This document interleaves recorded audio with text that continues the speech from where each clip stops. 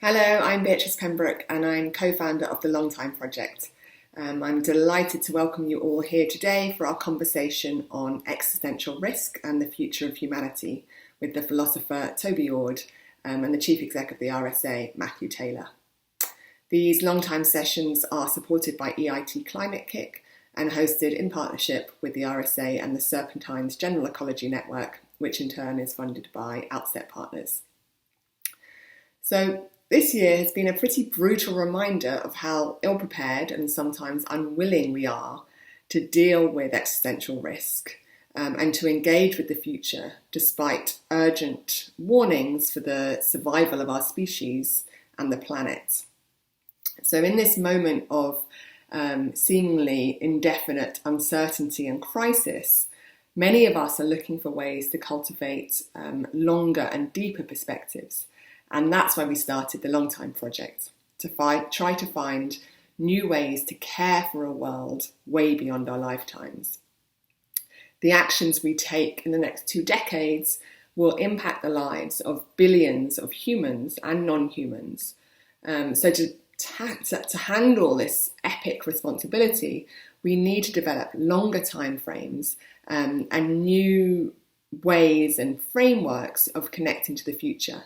And I would say to connect emotionally and culturally to the future in order that we make the transformational change in the short term and to make a better world for future generations. Toby Ord's work was really provocative in our early research and thinking about the Longtime Project. So I'm really pleased to welcome Toby and Matthew to tell us more. Thank you. The Earth will remain habitable for about 1 billion more years, which is time for millions more generations or trillions of people to come after us. But all of that future is at risk at the moment. And so it's also a book about the present and what makes our time period special. So if we look back at this history of humanity, one of the dominant themes that we see is this escalation of human power over time. When we were foragers, in our early roots, all the way up until about 10,000 years ago, for most of our history, we were together in small bands, and you might wonder kind of what made humanity special at that time. Were we special when were we just another animal? And to some extent, it wasn't a human that was special. An individual human could only really just barely compete with the animals around them. But what made us special was our ability to coordinate, to work together, and to kind of build something greater than ourselves. And what we could do in particular was to pass down our knowledge through the generations. And we could build up something over deep time. And as we, developed better techniques of hunting and gathering, and we passed these down, and we built these kind of revolutionary technologies of things like clothing and boats, we managed to actually settle the entire world, going further than any mammal had gone before, all before we developed civilization. But then things accelerated again with the development of agriculture, which let us have populations, instead of just dozens of people together, populations of 1 million people together in a single city-state, all the way up to 100 million in the Roman Empire and in China. This, really exploded the possibilities for us. But then we kind of went further still with the Industrial Revolution. And all this time, we were able to have larger and larger groups, effectively, of humans working together, building up our knowledge of the world around us and translating that into an ability to shape the world. This power, we often measure it and we find that it's rising exponentially over time. And then in the 20th century, something really remarkable happened, which was that we first reached the point where our power could pose a threat to our continued survival. So this was the first point where if we really messed things up, we could ruin things, not just for the people around us, for the now 7 billion people on the planet, but for the trillions of people to come. It was possible, for us to really have our entire potential at risk. And while our power was growing exponentially, our wisdom and ability to actually control ourselves was growing only falteringly, if at all. So what I see is that there's fundamentally this mismatch between our power and our wisdom, which led to this period, starting with atomic weapons in 1945, that I call the precipice, where our entire future is at risk because we have the power to destroy ourselves without yet having achieved the wisdom to ensure that we don't. This period is ultimately unsustainable. If we continue with risk like we have today, then I think that we can only last a small number of centuries in this unstable position. As the risk slowly accumulates and eventually would reach, approaching 100% chance that we would have destroyed ourselves. I think that there are two ways it could end. Either if we do something that ultimately destroys our potential, either through human extinction or a permanent collapse of civilization, or perhaps with techniques of surveillance and control, perhaps some kind of permanent dystopia. But that's one way it could end. And the other is if we actively get our act together on this and we take matters into our hands and we decide to make a commitment never to let our potential, be hostage to fortune on this. Because we've been subject to natural risks over the entire 200,000 years we've been here. Risks of things like asteroids or supervolcanic eruptions.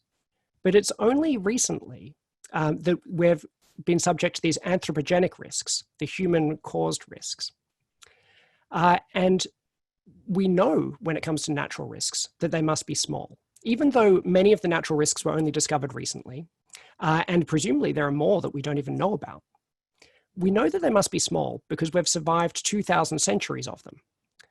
And so if the risk per century was larger than about 1 in 1,000, it would be very unlikely that we would have been able to survive that long.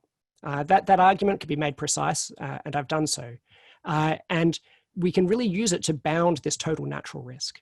But we can't do a similar thing with the anthropogenic risk. We've survived 75 years of nuclear weapons, but that's less than 1 century. So it does very little to be able to say how many centuries of that we could survive or what the risk is. And it's almost impossible to objectively quantify, unfortunately. In the book, I figure that it would be doing the reader a disservice to then just use wishy-washy words like saying there is a substantial risk or something like that. So I try to give my best estimates for the risk that we're facing.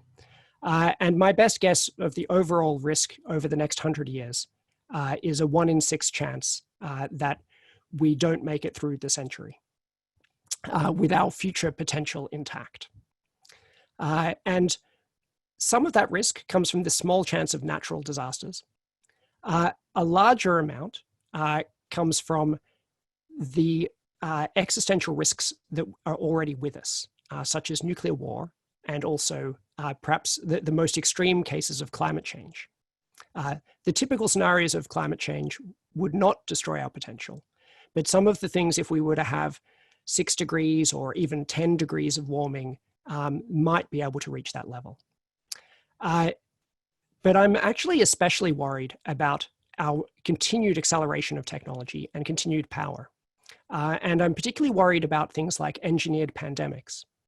We're obviously in the grip of a pandemic at the moment. And a lot of people say that this is unprecedented. But actually, if you look back over human history, you see that pandemics are the things that have brought us closest to destruction so far. The Black Death in 1347 killed between 1.25% of all people in Europe. And it was actually about 1 in 10 people in the entire world were killed over the course of the pandemic. That is vastly beyond what we're seeing at the moment. And the so-called Columbian Exchange, when the Atlantic was crossed and germs were swapped between people of the Americas and people of Europe, that had devastating effects on the native population of the Americas. It's very hard to know exactly how many people were killed because we don't have good estimates for how many people were there beforehand. But it could be as high as 90% of the population of the Americas, particularly by smallpox. And if that is true, then that would again be about a tenth of the people in the world. And even just 100 years ago, the 1918 flu killed something like 3% of all the people in the world. So what's actually, what was really being thought was unprecedented was that people thought we're in an unprecedented time of invulnerability from pandemics, and that these types of things were, consigned to the history books. But actually, what this really showed us is that no, we haven't yet escaped that kind of vulnerability. And so hopefully it will serve as something of a wake-up call to our vulnerability, and especially to the vulnerability that we face to engineered pandemics through bioweapons, either by nation states or terrorist groups, which are extremely concerning. And yet the institution that we have to protect ourselves from bioweapons, the Biological Weapons Convention, the BWC, has only 4 staff members and $1.4 million of funding per year, which is less than a typical McDonald's. So that's what we've entrusted to protect ourselves from these types of threats. And I think that ultimately, the good news is my 1 in 6 chance of destruction sounds pretty grim. Maybe you could see at least the positive side of it, that I think that we will make it through this century. The other side of that is a 5 in 6 chance that we do make it through. But I think that that's partly because I think that we will start to get our act together on this, and to realize that this is the meaning of our time. It's the biggest issue of our time. It includes climate change and nuclear war. It extends them to deal with new events of this type. And I think we really need to do that, to have this bigger concept of existential risk, because otherwise we're always playing catch up. It's in both cases, it took many decades from the initial crisis to reach the point where it was in the widespread public consciousness that it was a major issue. And we may not have as much time when it comes next time. So I think we need to have this broader idea of protecting ourselves against all such threats that could irrevocably destroy our potential. And to make the commitments at the national and international level to guarantee our safety. Thank you.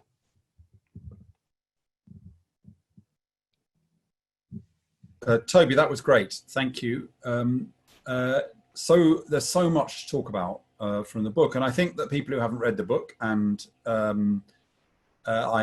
shame on you if you haven't, you just need to get it, read it. It'll have an impact on you. What might be surprised by some of the things that I'm going to draw out in our conversation. Let's see. I just want to start with asking you whether, in the end, your book is more than anything else a plea for us to apply to the planet the principle that we apply to our own homes or cars, which is that we spend a small amount of money every year insuring for things which we really hope won't happen and almost certainly won't happen. And I remember, and I have talked a bit around climate change issues to people, and I found that one of the most effective arguments was with the young people, actually. This was a few years ago, I think, before Greta Thunberg, before people's consciousness had been so much raised. But I would say to them, the school kids, I'd say your parents spend money every year on something which buys you absolutely nothing. And at the end of the year, it's gone. It'll never come back. It doesn't buy you toys or sweets or food or anything, but yet it's really sensible. And I explained the principle of insurance. And I said, all we need to do if we want to really tackle climate change is to apply that principle and spend something like the proportion of money that your parents spend making sure, against your house burning down, on keeping ourselves safe from future risks.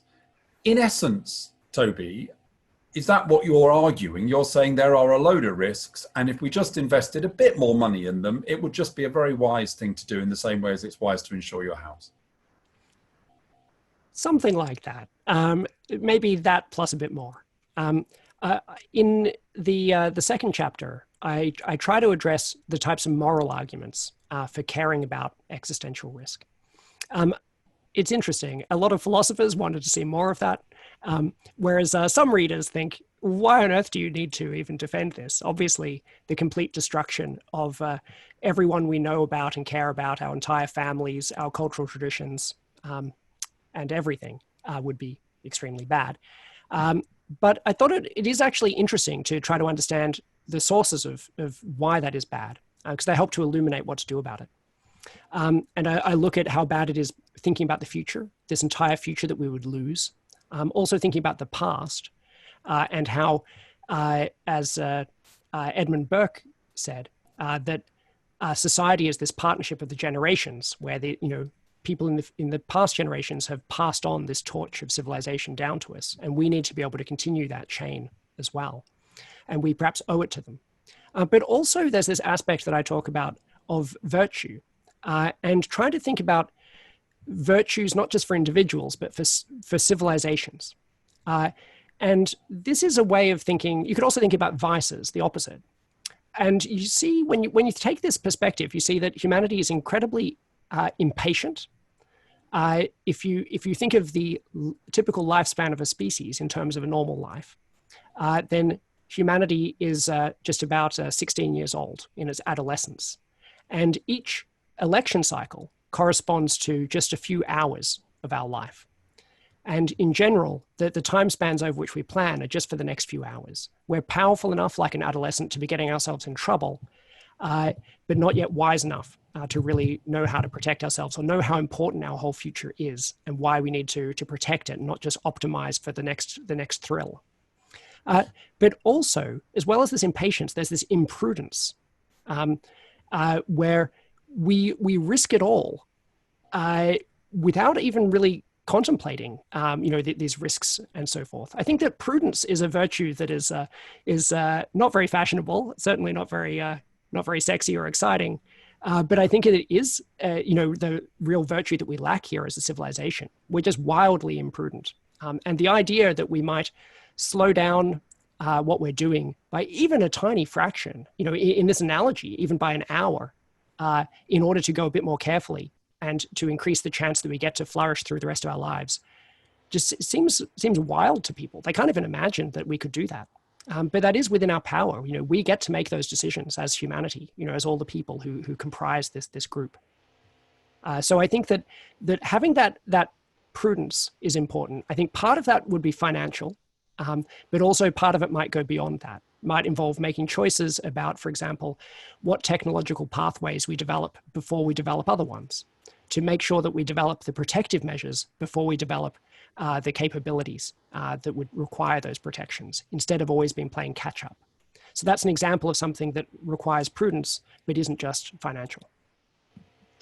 So your book reminded me of a cartoon that was in a history book that I think I studied at school. It was a cartoon by the cartoonist Lowe, and it had the West and the East as small children standing on the globe, and a hand was throwing nuclear weapons in front of them. And I think the slogan was, "Come baby's new toy," or something like that. So the point was, we are still in our infancy, but yet we have these toys which are capable of destroying the world. And I know that a lot of this thinking about existential risk, is of the nuclear age and of the particular way in which that changed people's imagination.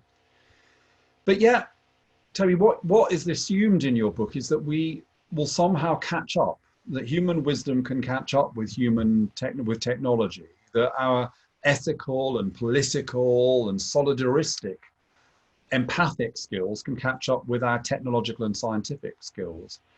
But whilst it is unquestionably the case that modern technology is massively greater than the technology of hunter-gatherers, is there any evidence at all that we're actually wiser?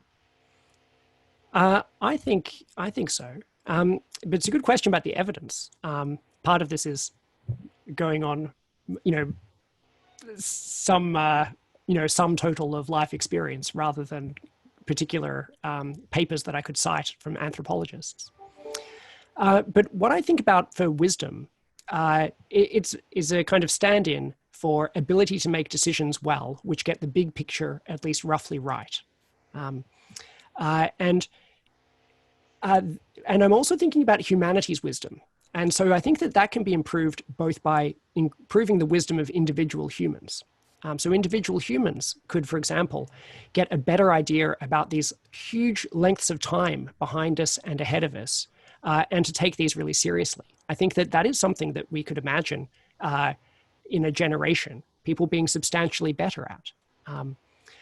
But also that our wisdom can involve how individual humans work together. And I think that that's an area where there clearly has been progress.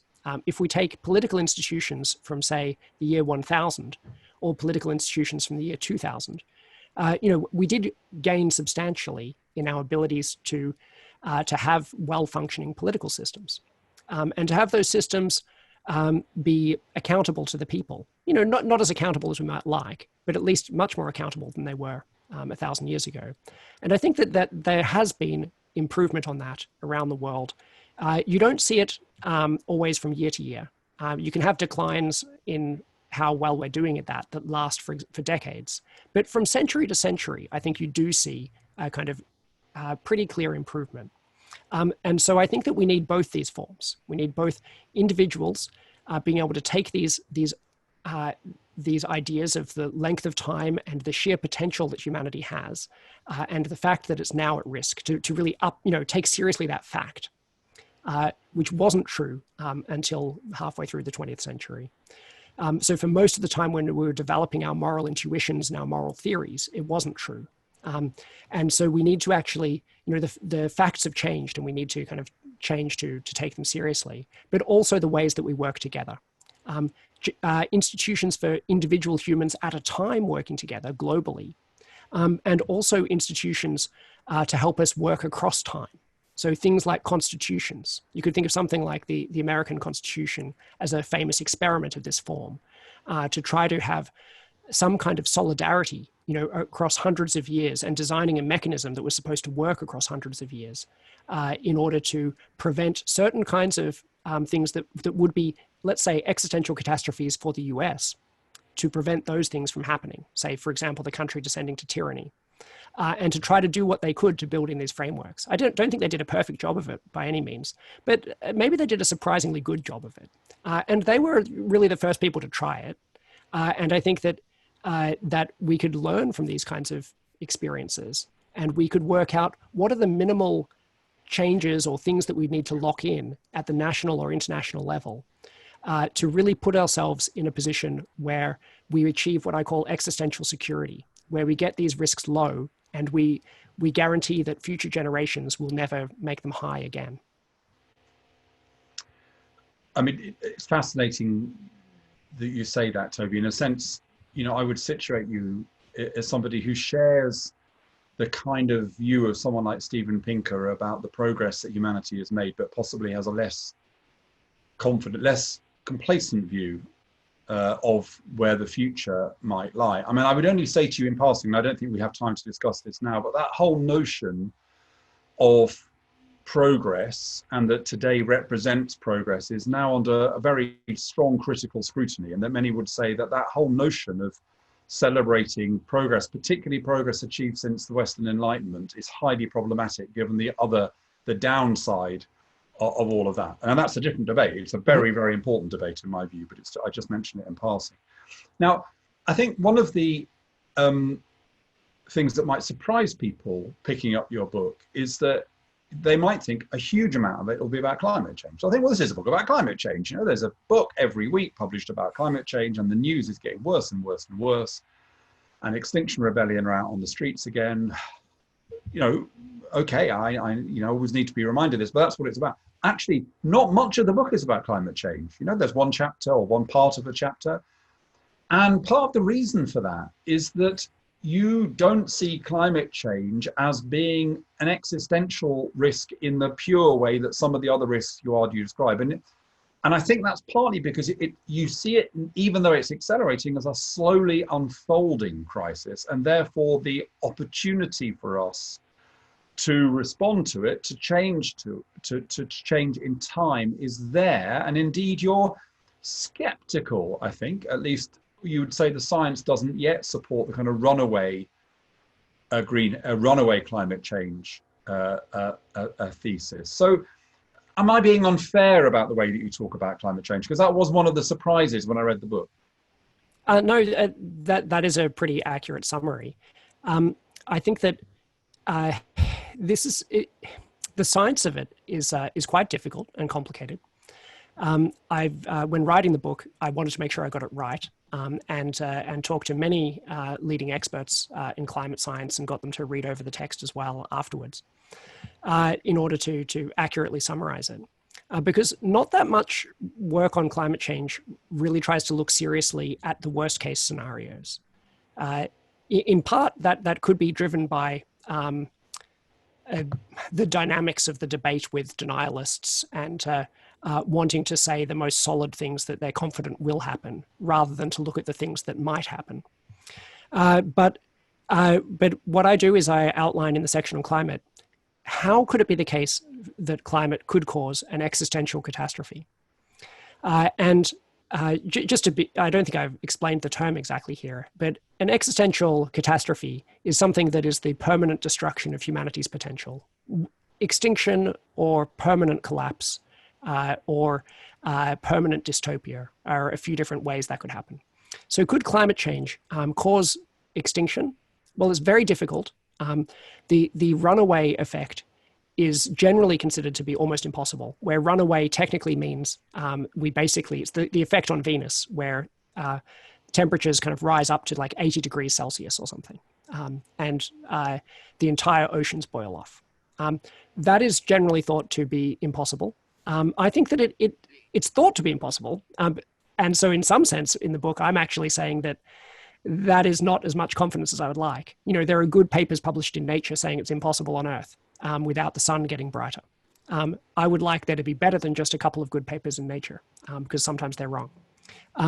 But I also look at these other feedbacks and the feedback effects, though, they don't keep going to all the way up to boiling point or something.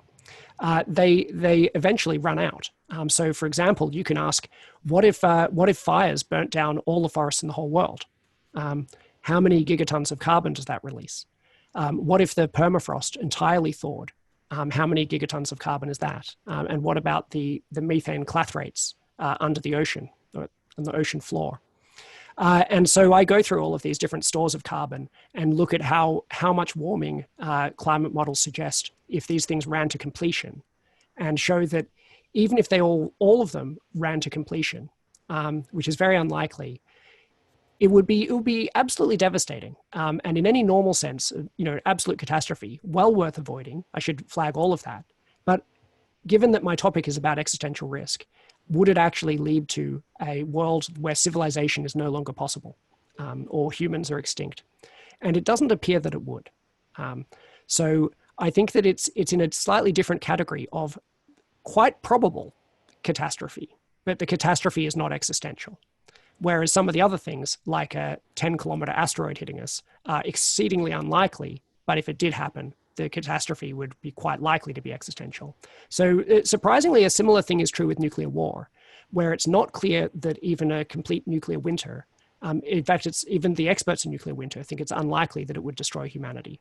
But it becomes hard to rule it out because it would be so severe. And so I think they're in a similar category to each other, whereas engineered pandemics, and I also think advanced artificial intelligence systems that are not aligned with human interests could potentially lead to a catastrophe for humanity that we just cannot escape from. Yeah, so I think people listening will be intrigued by that, and it's a reminder of the fact that your book has a very specific focus. It is on not on all risks, not on the things that could make the world worse or better, but on this particular category of existential risks. But there's something else I think that would be possibly surprising to people, maybe particularly coming to a session hosted by the organizations that are hosting this session, which is that your book isn't simply a call for long-term thinking in the way, for example, the Roman Krasnarik's Good Ancestor recently published was. Because what you say, well, sometimes you should think about the long term, sometimes you should think about the short term. You say it's important not to fearmonger. It's important not to not to over-exaggerate threats which you can't do a great deal about. And you indeed say you shouldn't overregulate. Don't overregulate things because there's a little bit of danger, because actually, if you let things roll on, probably the technology of making those things safe will roll along at the same time as the technology which makes those things dangerous. And as long as those kind of go together, then we'll probably be okay. And I noticed that in relation to AI, which is one of your areas, as you said, there is a lot of work on ethical AI. I mean, probably if you go back 10 years, there was virtually nothing. And now there are all sorts of university departments, government-backed institutions, all sorts of other things. So your book is not a simple call for us to be more long-term in our thinking, is it? Not quite. Although I would say that these aspects which are perhaps not long-term strategy are maybe short-term tactics towards long-term strategy. So trying to answer the question of what should we do now? What things are urgent, say on the timescale of a few years? And yeah, I think that we need, for example, to be honest about the risks rather than to, always, whenever something looks like it could be even more risky, to always kind of point that out, but never point out when something could be less risky or where some evidence comes against you. I tried very hard to be even-handed, so hopefully I doubt that I ended up even-handed, but hopefully I got somewhere in the ballpark. And I really also think that it's important that we have hope for the future. I am quite hopeful about the future. And I think that I think it's likely that if we survive this time, well, firstly, I think that it's fairly likely we will survive this time, but not likely enough. And I think that it's also likely, if we do survive the time, that we will have considerable progress and that things will get better by and large. But I'm even more confident that we have the potential for things to get much better. Whether or not we actually realize that potential. And so what I'm particularly concerned about here is that if there were some possibility of losing that potential for things to get better and for things to survive over these truly long times, then that might be something that no amount of good work in the future can ever make up for. Something that then becomes urgent, maybe not in the sense of 1 or 2 years, but in the sense of a generation, where there's certain types of work that only our generation can do. And so in some sense it's urgent, but it's an urgent kind of tactic because of the long-term thinking. So in some ways, I think that long-term thinking helps to single out these unrecoverable risks of the highest stakes, which are existential risks, as a particular point of concern. And also this realization that there are existential risks helps to show why long-term thinking is so important in the first place.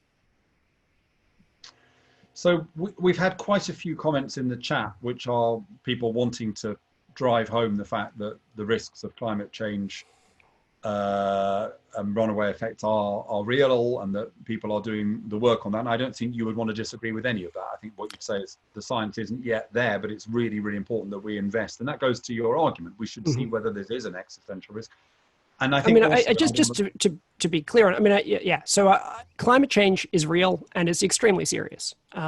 As you say, though, there are many books about climate change. And I was trying to write a book about existential risk, which is why I only talk really about the aspects where climate, as it's connected to existential risk, because I try to stay on topic and not kind of waste the reader's time with things that they could get from other books.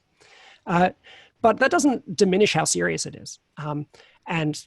So I just want to be very clear about that. Also that there's a lot of good science on it. But the types of situations that I think are neglected are things like, what's the chance of warming? Occasionally you hear about 6 degrees of warming.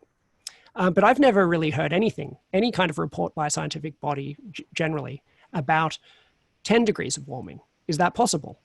Seems to me, from looking through the science, that it is possible. Maybe it's only something like a 1 in 100 chance that it would get that hot. But that is extremely scary still. Why isn't there more work on that? And in general, how hot could it get? What are the limits on that? Why isn't there more work on that? And that's the thing that's missing from the climate science. There is a very large amount of work on the more typical scenarios.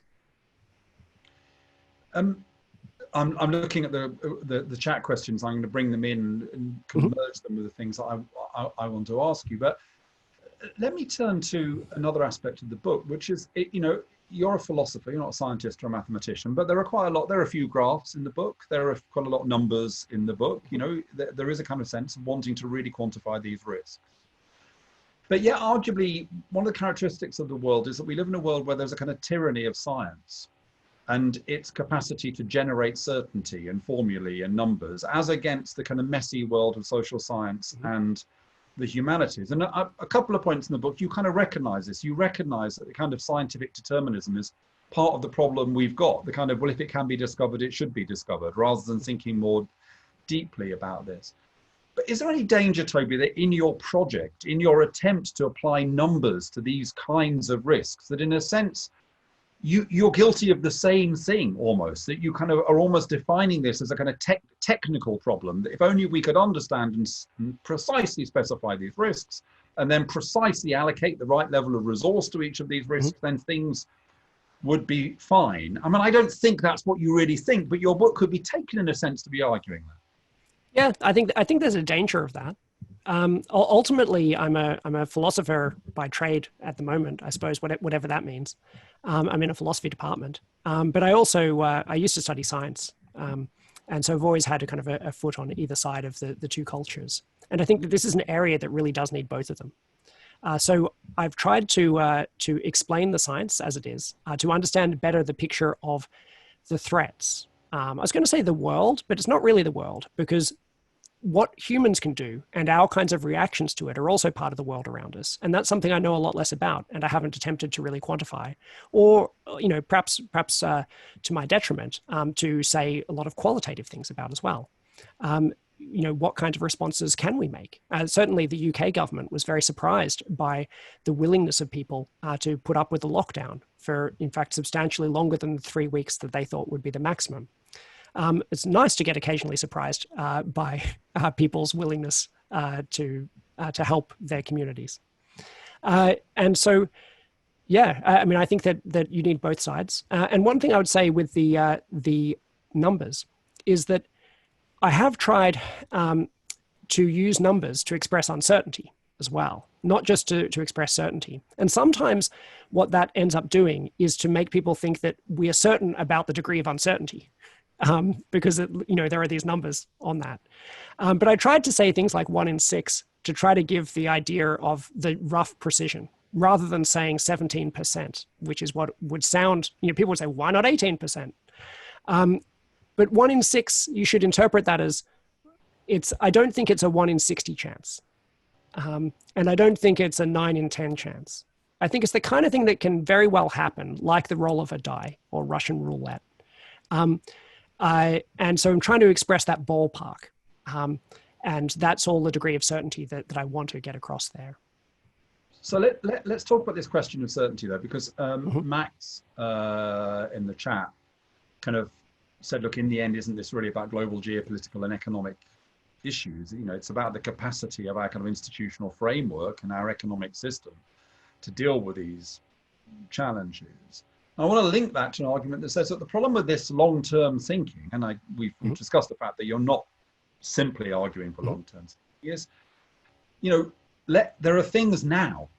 Actually, Donald Trump, if Donald Trump wins or loses, that is an event which almost certainly will spin the world in two pretty radically different directions, or certainly it makes a massive difference to risk. Every single graph and table in your book, apart from asteroids, I don't think Donald Trump can be held responsible for asteroids, although I'm sure he would like to hold himself responsible for them. Almost every table and number in your book would be different depending on whether Donald Trump wins or loses. I apologize to any Trump supporters in the audience, but that's a short-term thing. So shouldn't we kind of lay your book aside and instead all of us find the address of a random American in a swing state and write to them and say, I love America. I love what you stand for. Please, please, please do the right thing in November. So a good example of what you're talking about is that the current US administration has withdrawn from the INF Treaty, Intermediate Range Nuclear Forces Treaty, with Russia. And it's planning to let the major arms control treaty, New START, is planning to let that lapse. In which case, for the first time in, I think it's 40 years, there would be no limits to the amount of nuclear weapons the US and Russia can possess, leading to a new nuclear arms race. Russia is happy to sign that, but the current administration has no intention of doing so. It's due to lapse early next year. And so it will probably lapse if Trump is elected again. So that's an example of how, there are very concrete choices that are made that can make the world safer or not. It's not that this is kind of all impossible or something, or all science fiction. But yes, I mean, I think that this comes back to this idea of something like short-term tactics for long-term strategy, or short-term tactics for long-term ends. I think what I'm advocating is that something that is extremely important is this entire future of humanity, and particularly through our entire potential for the future. And that is a kind of a place that we can act on, where there could be very discrete and kind of short events in the next decade or more, these catastrophes that we are trying to avoid, which could affect the entire long-term future. And so we need both very directed actions now to try to protect ourselves from those, and also perhaps some more general actions now to try to build up the type of culture where we vote for politicians who we think respect the long-term future and will take these types of actions that will enhance our security. So that's about bringing the long-term into now, and that's one of the great powers of your book. At the end of the book, there's a kind of rather almost kind of poetic section when you think about what could happen if we were still around in millions of years, or in a million years, how we could have evolved and how we could have developed, and and all of that. And that's kind of, it's often the case that people write important books and then have a few pages of this kind of, well, what if kind of stuff, and it's powerful. But I guess my question is, almost what you seem to be saying is, look, if we can solve these problems, we can develop a higher level of consciousness. But isn't the alternative argument to say it is only by developing a higher level of consciousness that we will be able to solve these problems? So I wrote deliver my annual lecture in July for the RSA, which you can find on the RSA website, or I did it as a podcast, and the RSA Bridges to the Future series. And what I argued in that was that we needed to think about the possibility of a kind of step change in human imagination. And in particular, what I was talking about was that we know a lot more about ourselves, Toby, that behavioral economics, social psychology, anthropology, neuroscience has taught us a lot more about who we are, and taught us that if we know who we are, we would be better at managing some of our instincts. And one of our instincts is, for example, short-termism, our poor discount rate. So is part of this project about thinking about how human beings achieve that kind of high level of consciousness, which is based upon a deeper understanding of who we are as modern citizens traversing the world with prehistorically evolved brains? Yes. Ultimately, the book is more about understanding the predicament we're in, kind of zooming out, having this long view of humanity, both in the past and the future, and seeing what's critical and important about our time, and then also seeing why it would be so important that we preserve our future. That's the case that I'm centrally trying to make. I do say a modest amount about how to do that. But that's not something where we really know the answers yet. It's more the case that we're just discovering the problems and have some hints at the answers. And I think that there could be answers of the forms you're talking about. So I don't think it's a simple case that working out how to survive the future requires us having transformational changes in ourselves, because there are actions like re-signing this treaty that's due to lapse, which don't require that. They just require a decent level of common sense that you'd expect most governments to have. So some of the actions, I think, can be done, absent such a transformational cultural change to how we see ourselves in the world around us. But I also argue that it's that we can't just be fighting fires the whole time. We can't just be waiting until the risks get high enough and for long enough that there's time to develop these grassroots movements around each particular risk. we need to be able to actually act preemptively and to see this as a whole, a kind of threat a particular kind of threat that if you ever suffer one of these existential catastrophes, that's it. And so you always need to be proactive, and you can never be reactive. How are you going to get through that? Well, there are going to have to be a whole lot of changes to how we conduct our affairs. And in order to reach a position of existential security, where we've got these risks low and we've got sustainable methods to keep them low, not just for that century, but we really think that it will, stay low for many, many centuries to come, that is going to require these types of changes to how we see our responsibilities as individuals. And also, as you say, understanding ourselves better, our weaknesses, in order to know how to build safeguards against them. So I think that there's a bit of both, basically. I think that we need to get through this time in order to get to this progress, but also have the progress will help us get through the time. I think that they both will work in concert in a kind of virtuous circle. Final question, Toby, because we've nearly run out of time, and I promised everybody that we would finish on time. It's been a brilliant conversation, and I do strongly recommend the book, because all we've done is skim the surface of it. But one of the questions we had, I'm just looking back to it, was, is there a kind of way in which we could measure this? Is there, I mean, I think there's scientists have the doomsday clock, don't they, where they kind of tell you how many seconds or minutes it is to doomsday. And I think that's not, people are aware of that, but maybe it hasn't captured imagination. Is there a way, because people do need feedback, they need to kind of feel, are we making progress or not? Is there kind of one way in which people would be able to know whether or not we were getting better or worse at responding to these kinds of risks? At the moment, there isn't. You're right that the thing that's the closest to that is the Bulletin of the Atomic Scientists doomsday clock, which is a very metaphorical conception of, I think it's currently at 100 seconds to midnight, whatever that means. That's why I tried to actually present the numbers as actual probabilities, so they're meaningful rather than as a metaphorical scale where it's not clear what's going on. I have suspicions about the particular clock. I'm not sure that it's on the right track. And historically, for example, it didn't say that we were very close to midnight at the point of the Cuban Missile Crisis, which I think is actually the closest that we've ever been to extinction. And it ostensibly, the clock is about existential risk and threats to the entirety of humanity. But in practice, it seems to have changed to be more about things that would be very bad, but wouldn't be, for example, a war with North Korea. A nuclear war with North Korea. But there's no suggestion really that would be the end of humanity. So I'm unsure why the clock moved, in response to that. It seems like its mission might have got a bit muddied. But I think that one could potentially develop things a bit like this. But it's a real challenge, and it would have to kind of capture the imagination even more than this clock did. And I think that's where you need people with knowledge of culture and how people actually react in order to work out how to do that, as well as having the academics with their best guesses as to how risky the situation actually is.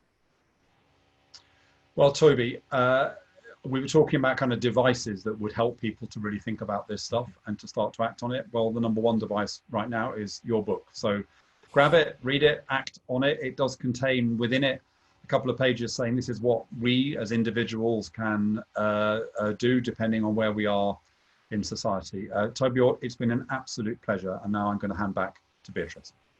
Thank you. Thank you. Thank you so much, both of you. That was completely fascinating and left me with lots to think about. And I certainly would agree with you, Toby, on your last point on this need to find kind of cultural devices and emotional ways to connect to ensuring that we have a better future. Thank you, all of you, for joining our discussion and for sharing your ideas.